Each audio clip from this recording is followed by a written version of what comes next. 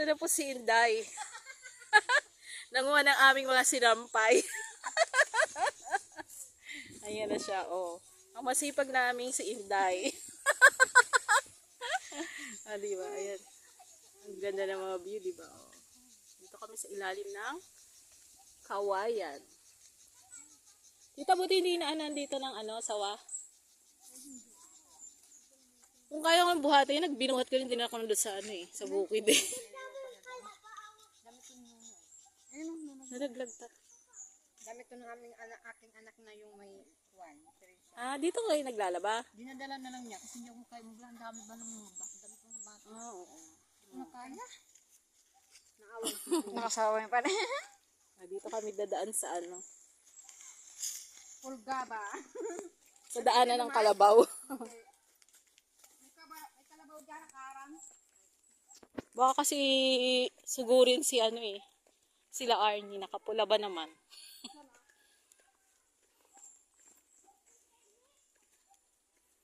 Ay!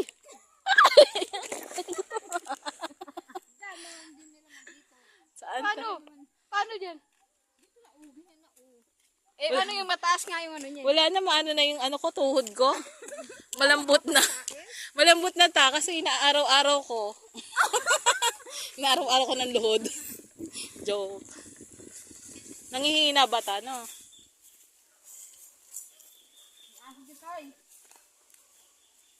Saan na kami? Naligaw na kami sa kabundukan. Kabundukan na may ilog nila. Magugas ka na ng paa dyan. Bukal yan, ta? Ihulog mo lang yung lubig niya. O, wag mo naman bitawan. Oo, pag bitawan mo yan, hindi mo makuha yan. Tita, kasi i-clarify mo, may ihulog niya nga lahat. Oo. Para makasalo ka. Ayan naman ang lubig nakatali pala. Kahit ihulog mo.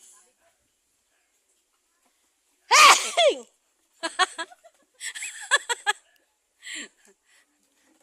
Sige, hugas ka ng paa. Yan. Maganda dito, walisan tapos dito magkuhan pa dito. Kaya nga, mag-picnic. Picture 13. Walisan tapos ito.